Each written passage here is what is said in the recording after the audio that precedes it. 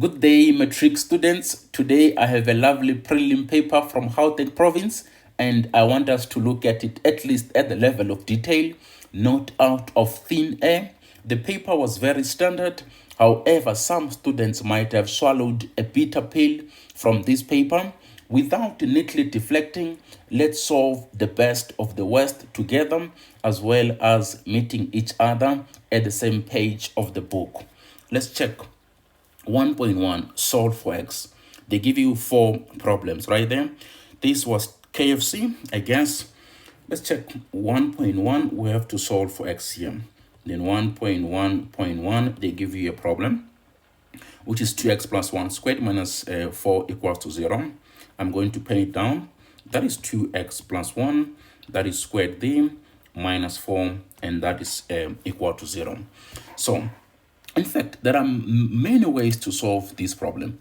Because I'm a mathematician, I'm going to solve it like in 3 ways. Okay, I can give you the 4th one, but for now, let me just give you 3 ways to solve this problem. Now, the first option would be to say, well, because these are difference of 2 squares, you can factorize that, or you can take away 4 that side. Okay, let's check the first one. This will be 2x plus 1. Then you square this, that is going to be equaling to 4. Okay, and then now you can square both sides because this 4 is a rational number. So when you square both sides, you're going to get a 2x plus 1, which is going to equal to plus or minus.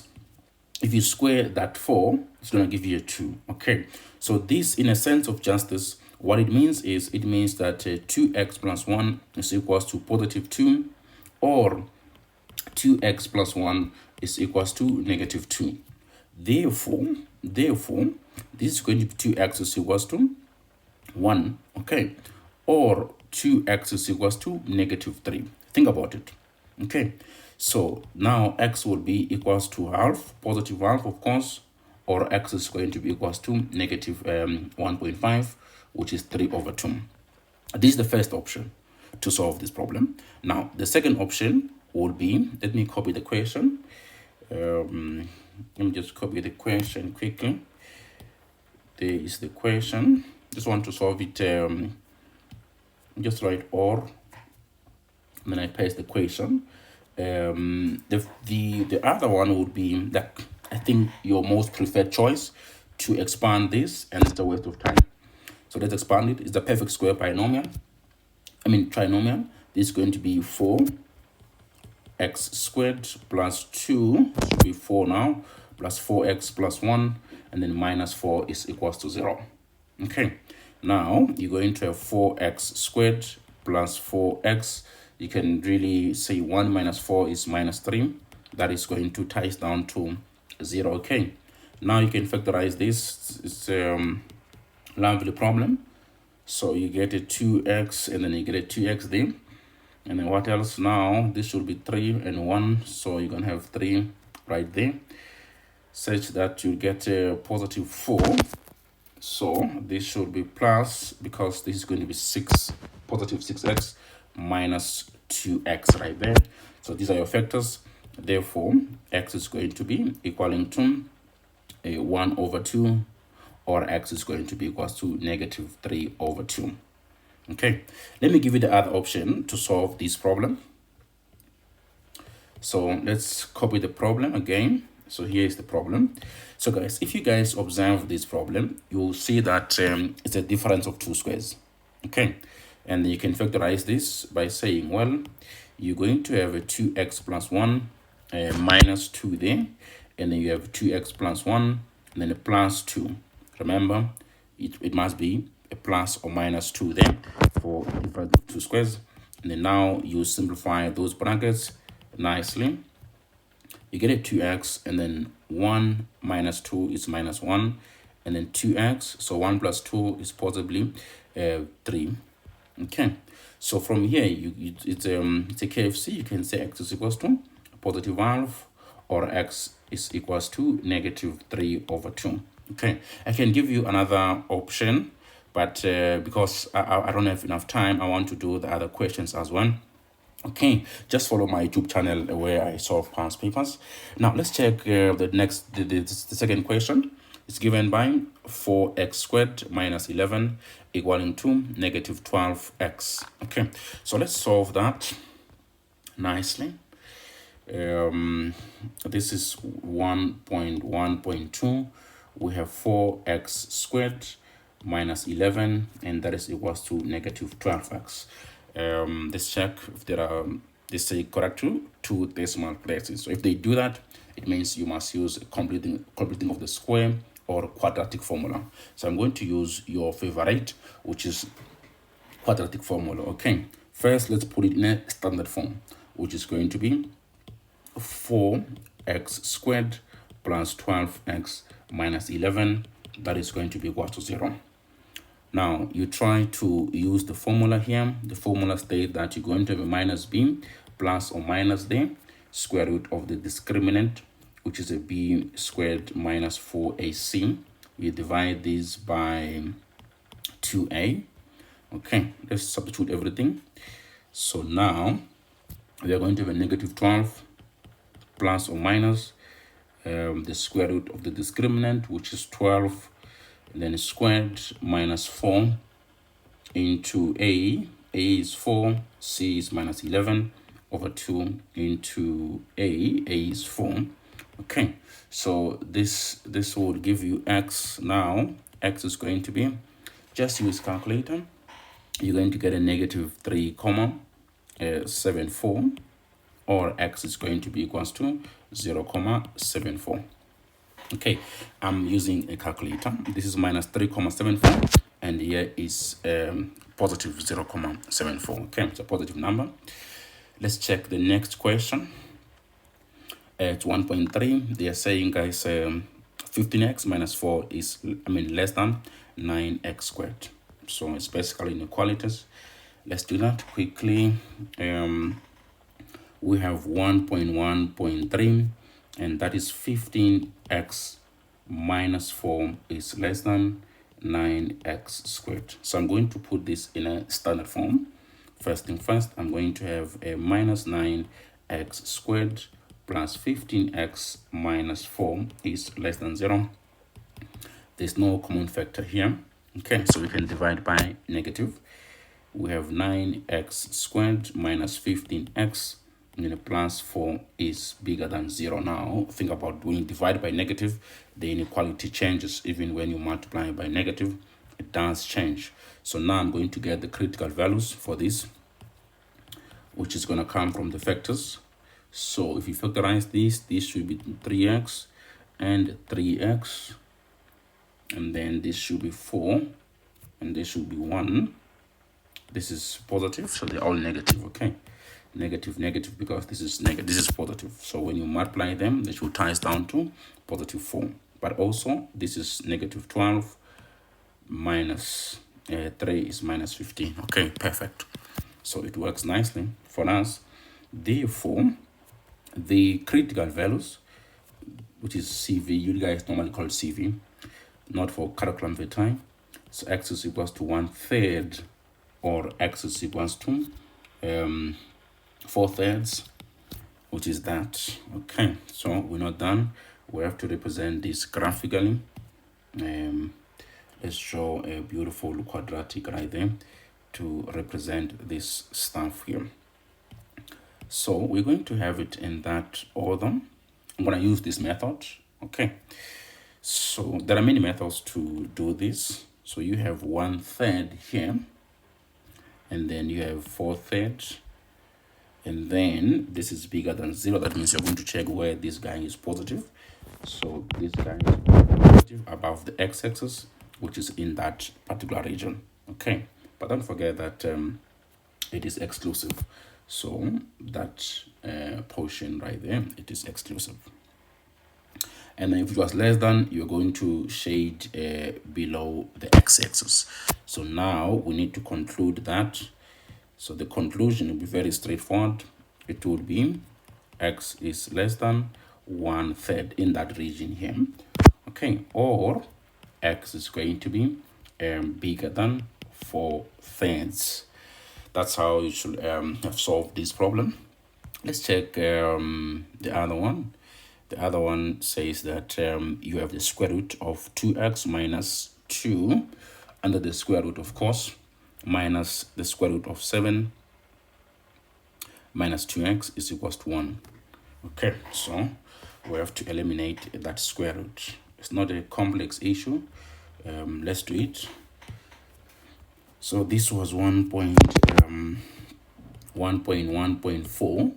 You guys have the square root of 2x minus 2 minus the square root of 7 minus 2x, that is equals to 1.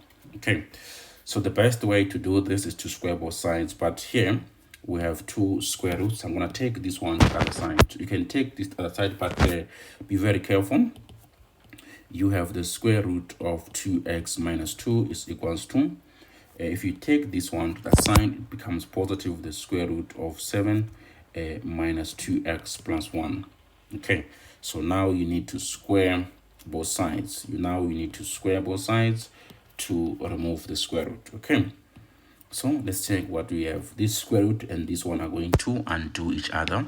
Therefore, you have 2x minus 2 is equals to, when you square the first term, it's going to be 7 minus 2x. You multiply these two, multiply by 2 as well. So it's going to be plus 2 the square root of 7 minus 2x. You now square 1, so this is plus 1. Okay, now you take these ones that side, so you can be left with the square root that side. So doing that is going to be 2x plus 2x, so that is 4x. And then minus 2 minus 7 is minus 9. Minus 1, so it's minus 10, is equals to 2 the square root of 7 minus 2x. Hey, we still have this square root here hovering, okay, on our neck. So we need to square again both sides to remove that square root here. So to do this, we're going to have 16. Let me be very careful.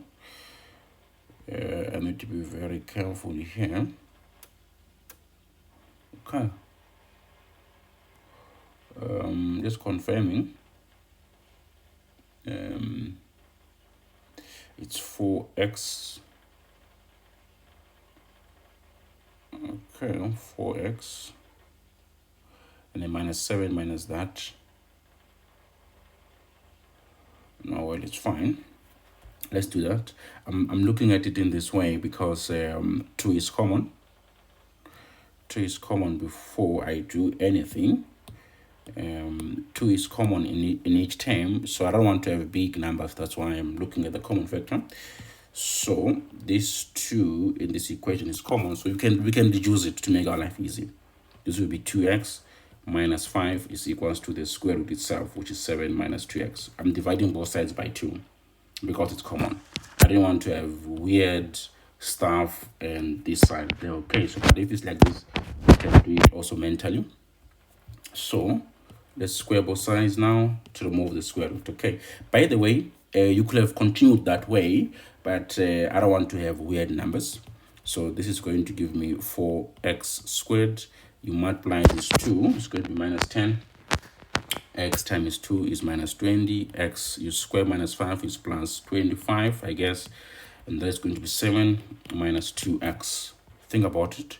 And then you now have to put this in a standard form. Okay. So 4x is still doesn't have any like term there. And then this should be 18, but minus 18x. 25, take away 7. You guys get 18 again is equals to 0. You can divide both sides by 2. 2 can get into this equation. So this is 2x minus 9x plus 9 is equals to 0. Yeah, this was the jungle in the park. You have to factorize this 2x and then xd. And then 2x and xd, and then 3 and 3 to get negative 9 there.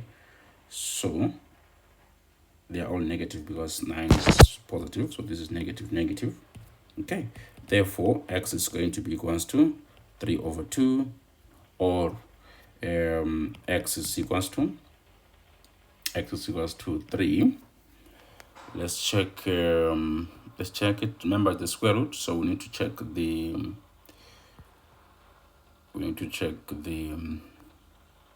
correct one.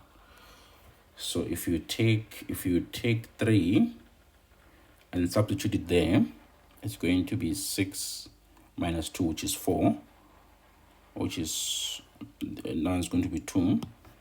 And then now you put that, so 4. I'm trying to check now. Let me check it.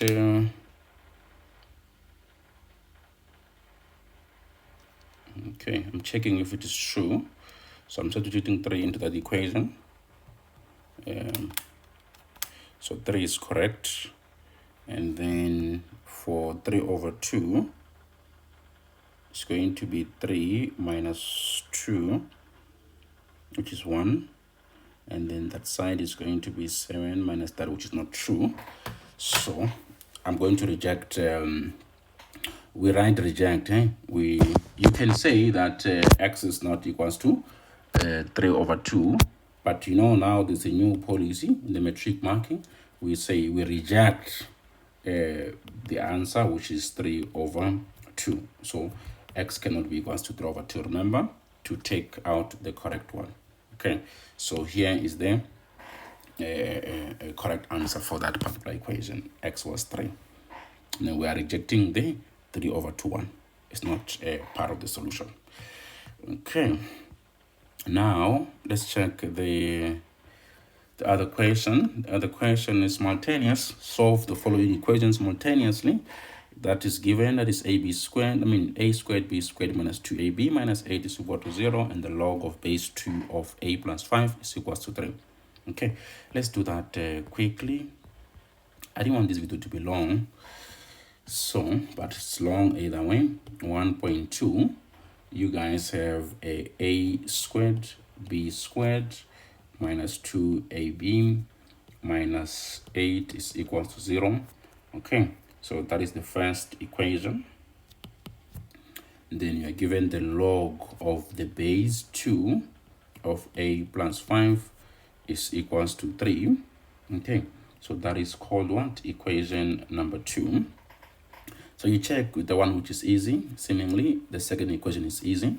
So I'm going to say to myself that from equation number 2, which is the log of the base 2 of a plus 5 is equals to 3. Okay, so now we can apply the properties of logarithm to say that this argument, which is a plus 5, is equals to the base raised by that number there, which is 3. I'm now using the logarithms property, which ties down to a plus 5 is equals to 8. Therefore a was 8, take away 5 is 3. Okay, so that's how you will really get that equation. And then to solve the other one, you say substitute 3 into 1. So that is 3, then you square it, b squared minus 2a, a is 3, b minus 8 is equals to 0.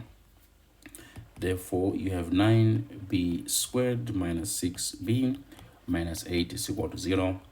It's a beautiful quadratic equation. You can divide both sides by 2. By 3. No. 3. 3 can't get into 8, so you must factorize it. I guess it's factorization. So that should be 3b and 3b again. For 9 is 3b.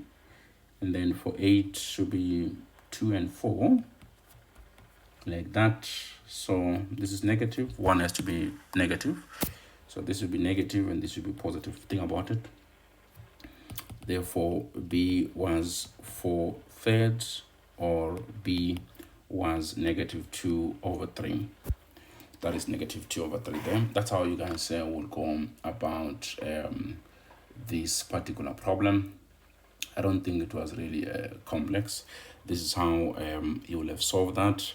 There are other ways of doing this question. Okay.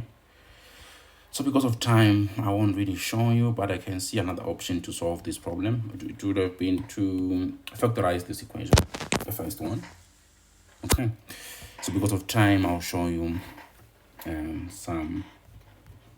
Let's check this one here. 1.3, if p is equals to that weird stuff, which is the square root of x plus 2 over the square root of 16 minus x squared, for which values of x will p be real? Okay, so these are easy questions. For which values of x will p be real? Okay, so let's pen it down now quickly. That is 1.3. We are given p. So p is the square root of x plus 2 over the square root of 16 minus x squared. Okay, so they are saying for which values of x will this be real? Okay, so when we talk about real, we're talking about something like this. If you are dealing with a square root, this cannot be negative. If this is negative, if that is negative, then you won't have real, you'll have non-real roots. Okay, so but if you have positive, you will have real roots. Also, even if you have a 0, you will have a real roots, because the square root of 0 is 0. Okay, so I'm going to look at it like in this way, to say I have this part here in the numerator, to say, look, for that part in the numerator to be real, what is inside the square root, which is x plus 2, must be bigger than or equals to 0, like that. So therefore, x must be bigger than negative 2, like that. Okay, that's how you'll solve that one. Okay, so but you're not done. If you look at the denominator part of it, this part here in your denominator, if you look at it, if this is 0, it won't be defined, because you'll have the square root of 0 under the square root, which is going to be undefined, so it will be unreal. So it will be non-real. You want the real part. So therefore, what is inside the square root, which is 16 minus x squared, must be bigger than 0. Okay, and then from there you can divide by negative. You have x squared minus 16 there is less than 0. And then you go back to inequalities, you factorize this. Okay, that should be x, it's a perfect square. I mean, it's a difference of 2 squares, so to say. So therefore, x would be, this should be positive here. So this would be negative 4. Remember, it should be less than here. So if it's less than, x has to be in between those values. So this is the second part of the equation. Now, if you look at this equation, it says that x is bigger than negative 2, and then this one, it says, well, it has to be less than 4, and this is bigger than negative 4. That means if you go this way, you will have a bunch of values, but this restricts you to say don't continue from negative 4, and you will have x being less than 4, but x should be bigger or equals to that negative 2. In that way. Okay, that's how you will continue. I mean, you will conclude with this particular equation. Okay, and that's it from my side. Thank you so much, guys, for watching. I'm going to do the one from Limpopo as well, and paper 2. I'll look at paper 2 as well. I have received it, paper 2, and I will continue with this paper up until the end. This is part 1.